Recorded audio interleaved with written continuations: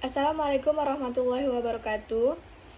Saya Aina Oktavia, mahasiswa program studi administrasi negara dari UPBJJ 47 Pontianak. Pada video ini, saya akan memaparkan praktik lapangan mengenai solusi inovatif dan strategi penerapan pelayanan publik berdasarkan pengamatan langsung saya di Desa Sungai Daun. Berdasarkan observasi dan wawancara dengan aparatur desa serta masyarakat, saya menemukan bahwa pelayanan administrasi desa masih berjalan kurang optimal. Beberapa kendala yang muncul antara lain, yang pertama, jumlah staf terbatas, sementara masyarakat yang dilayani cukup banyak. Yang kedua, sebagian proses pencatatan masih dilakukan secara manual, sehingga memakan waktu lebih lama. Yang ketiga, ketika banyak warga datang bersamaan, pelayanan menjadi lambat dan menimbulkan antrian panjang. Meskipun fasilitas komputer di kantor desa sebenarnya sudah memadai, alur kerjanya yang belum tertata secara efisien.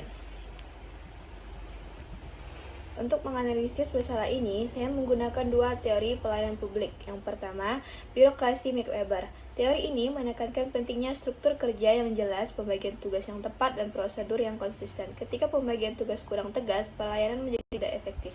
Yang kedua, reinventing government.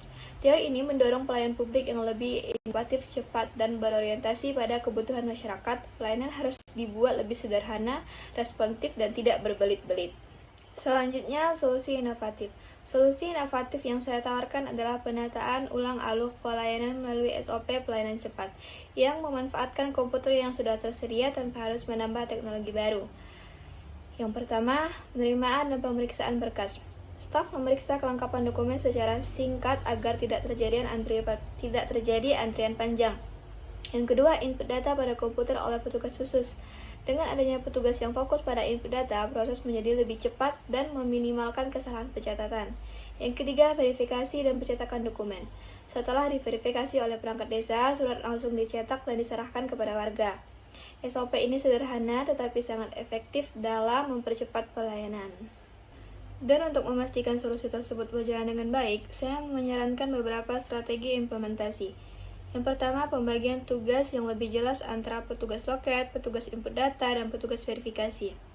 Yang kedua, penerapan buku antrian sederhana, agar warga dapat dilayani sesuai nomor urut antrian tanpa harus mengantri panjang. Yang ketiga, penyediaan kontak saran, untuk menampung masukan warga dan membantu evaluasi pelayanan setiap minggu.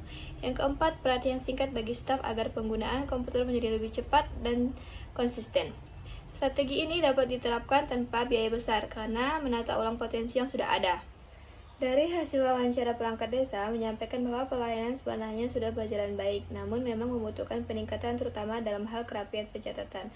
Sementara itu, wawancara dari warga setempat, warga berharap pelayanan bisa lebih cepat karena sebagian besar bekerja sebagai nelayan dan ibu rumah tangga yang memiliki waktu terbatas. Masukan ini menunjukkan bahwa masyarakat siap mendukung perbaikan pelayanan. Jika SOP baru dan strategi ini diterapkan, maka manfaat yang dapat dirasakan adalah: yang pertama, pelayanan lebih cepat dan tidak menumpuk. Yang kedua, data tersimpan lebih rapi dan aman. Yang ketiga, warga merasa dilayani dengan lebih baik. Yang keempat, beban kerja staf jadi lebih teratur. Yang kelima, kinerja pemerintah desa menjadi lebih profesional. Demikian praktik lapangan mengenai solusi inovatif peningkatan pelayanan publik di Desa Sungai Daun. Semoga hasil ini dapat memberikan kontribusi bagi perbaikan pelayanan di tingkat desa. Demikian penjelasan dari saya ucapkan terima kasih. Wassalamualaikum warahmatullahi wabarakatuh.